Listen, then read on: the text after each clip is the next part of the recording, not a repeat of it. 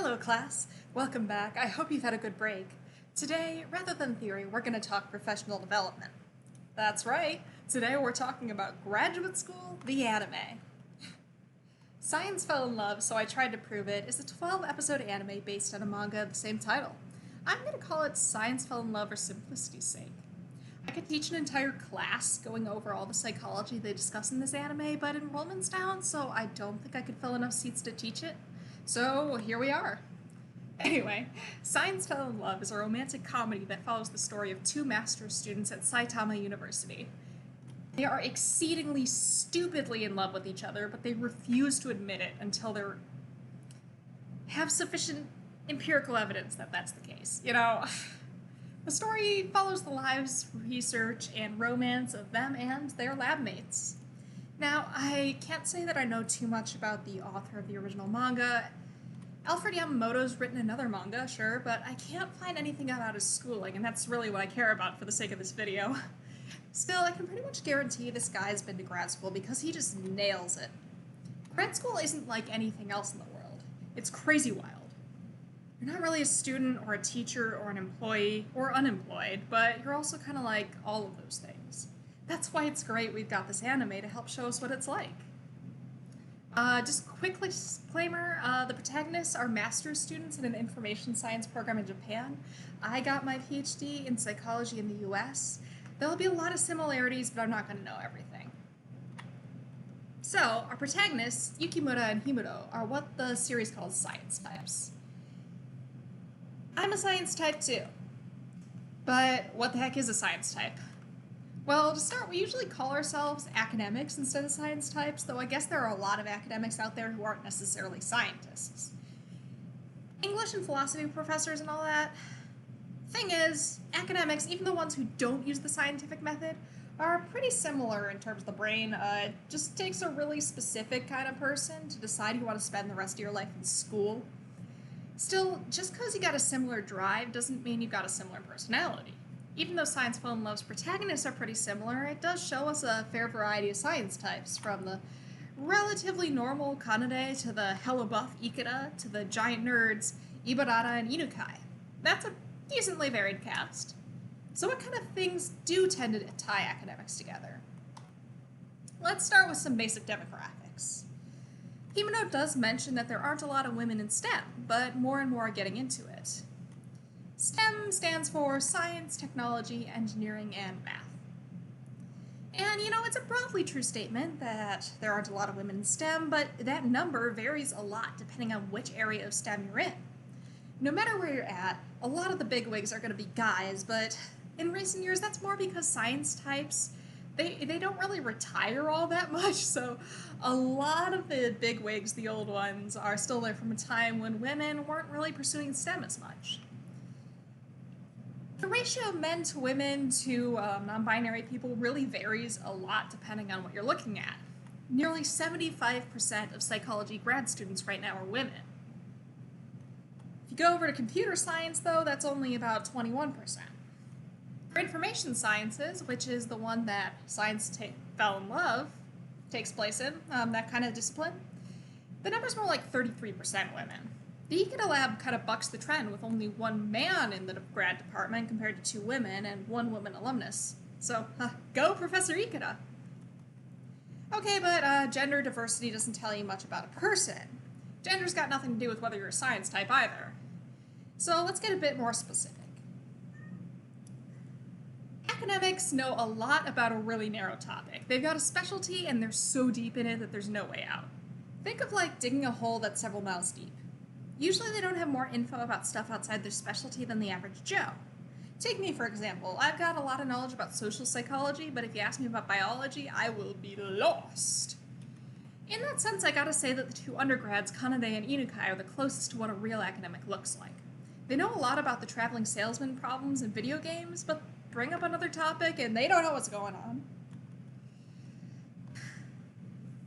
If you've been around a long time like Ikeda, you've probably got an approximate knowledge of a lot of stuff, but the sheer amount of knowledge across a wide variety of topics that Himuro and Yukimura have got is pretty unrealistic. Sure, it's not super weird for academics to know random factoids about random stuff because they find stuff interesting, but the breadth of their knowledge is a little off, I'd say. See, there's so many researchers out there, and there's so much research that it's basically impossible to keep up an in-depth and up-to-date understanding of anything outside of your narrow little area. Now, Science Fell in Love claims you gotta be dispassionate to be an academic, and I see where it's coming from. You gotta be able to table what you want to find in your studies to leave room for what you actually get in your studies. You don't want to bring your own biases in, that's just bad science. But you can see the other half of it in this show. You're not going to survive your grad program if you're not excited about what you're doing. Everyone in the show is driven by their passion for something, whether it's just general science like our main couple, or love for a whole bunch of pixels like Inukai here. That's part of the reason they tend to overcomplicate everything. Like, for example, Himuro and Yukimura deciding to define the base conditions of love. They just love to talk literally anything to death just because we can. It's like a competitive sport. My lab, our go-to topic is cannibalism. If you got a group of science types, I want you to tell me your go-to topic in the comments. A lot of these conversations happen over alcohol. Science Fell in Love really glosses over the fact that grad school is like a glorified hazing ritual. It's academic purgatory. Sometimes the only way to drown the pain after stats class is by drinking. Or to celebrate the end of the semester by drinking. Or to socialize by drinking. No surprise these guys have booze in their lab. Even nerds need a drink now and then, though there is the occasional person who abstains like Yukimura. Speaking of nerds, science types are giant nerds, but not really in the way that you think. I can't think of two characters in the series who embody the kind of nerd you see in science types more than Ibarata and Inukai. That's right, the younger generation of academics is full of weebs and gamers. You gotta escape the existential dread somehow. Inukai's dating games aren't the most popular form of escapism, but they're not exactly out of place. Not even at a conference. It shouldn't be much of a surprise that there's a lot of researchers who do end up researching things that they love, and this can be things like games, even dating games. I'm going to show you a whole bunch of pictures of research presented at the last conference I went to.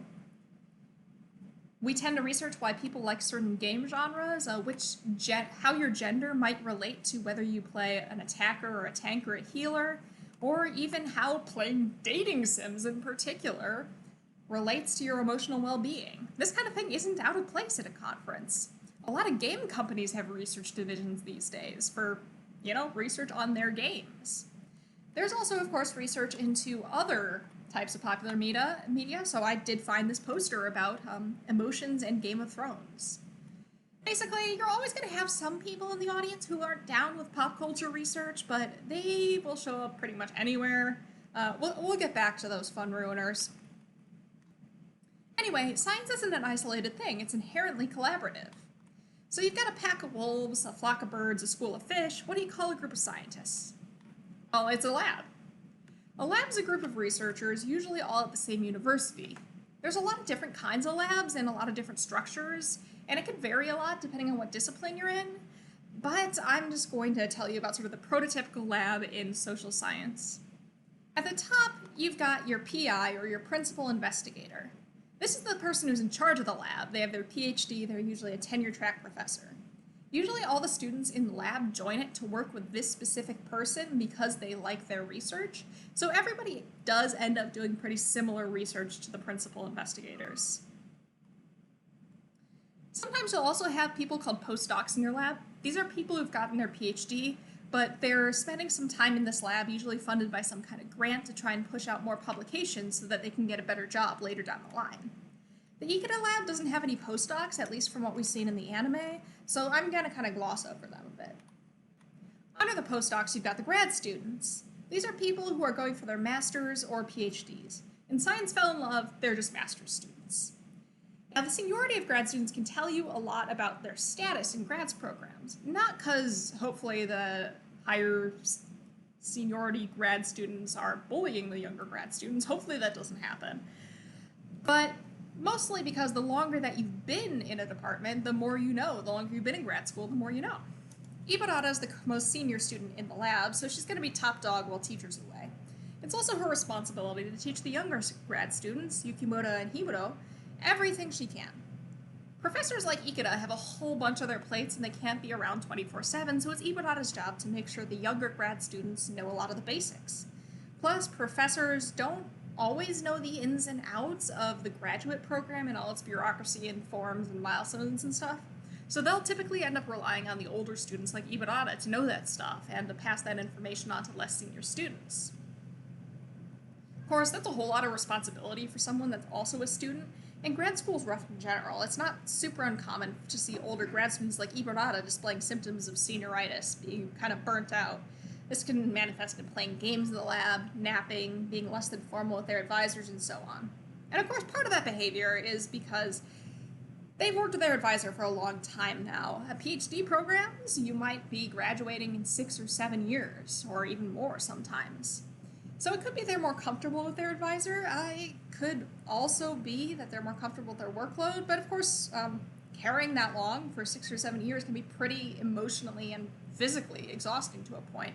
So at some point, you got to take a step back, like Ibarata does, and take care of yourself. Next step down, you got the first years, or your early grad students, your junior grad students. That's our heroes Himuro and Yukimura. These two have a shocking amount of freedom in the kind of research they want to do in the anime. Usually, first years are pulled into projects their advisor's really familiar with to get them started, and if they want to start researching, say, the base conditions of love, they're gonna have to run that by their PI Ikeda first. That doesn't mean that they don't really have teaching responsibilities of their own, though. Enter Kanade and Inukai. A lot of labs will take on undergraduate students and RAs. RA is short for research assistants, and that's pretty much what they do. They help with the really boring parts of research or the tedious bits. Other times, they'll also be working on their own projects in the lab. In the United States, undergraduate social science programs are usually too big for every undergrad to have their own supervised research projects like Kanade and Inukai do in this anime. That's usually only reserved for honors students, just in terms of resources. Now, RAs like Kanade often serve as the only sane man in the lab. This is a pretty important role. See, if you put enough academics in a room for a few years in a high-pressure environment where all they do is discuss increasingly niche topics at ever-increasing levels of abstraction, they're gonna get a little weird if they weren't already, and they might kind of lose sight of the original problem. That's why the young blood like Kanade serve an important role in the lab ecosystem. When the lab gets a little too excited about discussing the ethics of consensual cannibalism or the base conditions of loves, the RAs are there to give everyone weird looks until they feel awkward enough to maybe rein it in and, try and base their current thoughts in reality a bit more. Now, putting aside the whole hierarchy of advising, are the personal relationships we see in this anime realistic? Yeah, sure. The obvious place to start is romance. Let me be real with you. A lot of people who come to grad school are already in some kind of relationship. They're at that stage of their life. But academia itself is inherently incestuous. A lot of academics date other academics, often from their lab or department, and they'll marry other academics and conduct experiments with other academics. Like, you put a lot of nerdy people in one place, get them obsessed with a bunch of stuff no one else in the world gives a flying flip about, give them to 60 to 80-hour weeks, and what do you think is going to happen? Of course, romantic relationships aren't all there is. Grad school's a really rough time, like I said. It puts you through the ringer. You're pulling insanely long hours. You've got imposter syndrome. If the faculty treats you badly, there's pretty much nothing you can do about it. And all the work you're doing is harder than anything you did in undergrad. You're also pretty far away from everything you know. Most people have to move pretty far for grad school, so childhood friends like Ibarata and Inukai in the same lab are pretty rare. You're far from your friends, your family, and you probably just moved to a new city all on your own, or maybe if you're lucky with a long-term partner. Not to mention that it's really hard to make friends outside of grad school with how much you're working. Yukimura and Himuro staying at the lab past sunset, it's not that unusual, unfortunately. But the thing about grad school friendships is that they're forged in fire. Grad school buds are ride or die. They're there to help each other and alleviate some of that burden. And of course, in this kind of environment, you see other types of relationships forming. Sort of almost stronger friendships, something a little like family. Himuro saying that Kanade's like her younger sister in episode 6, that's totally not unusual. I refer to my lab mates as family. And in general, labs are just like a family across disciplines, to the point where we've got these things called academic family trees. You can look up various academics on there and find their family tree. Here's one from somebody who worked on the traveling salesman problem. So like I mentioned earlier, grad students work long hours. Some of it's at home, but a lot of it is in the lab. Which means a lot of life happens in the lab. You're gonna eat in the lab. You, like Ibarra, may sleep in the lab. But what you probably won't do, and what's not so accurate about Science Fell in Love, is you probably won't dress for the lab, and by that, what I mean is lab coats. I could go on for hours about those lab coats. Let me make one thing clear. Social and data scientists do not wear lab coats. We don't. We just don't need to wear them.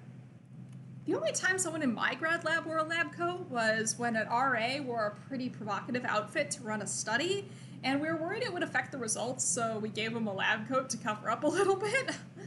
Sometimes social scientists will also wear them to seem more authoritative, like in the Milgram studies. That's a whole other thing, though. The characters in Science Fell in Love are doing their data collection on iPads. They're typically not interacting with human subjects outside of the lab itself. And they're analyzing data in the comfort of their lab. They're not going to get any toxic substances splashed on them. They really have no business wearing lab coats, like most social scientists. Like, wish we did. The silhouette, the authority, the poise.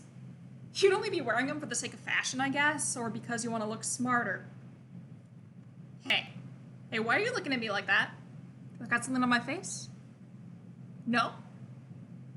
Good. Anyway, my experiences are pretty much based on grad life in America, but research culture is pretty similar everywhere. Of course, because a lot of research has implications all over the world, it makes sense we'd want to speak the same language. I do feel really bad for everyone in Science Fell in Love to an extent. Thing is, they're Japanese. Their native language is Japanese.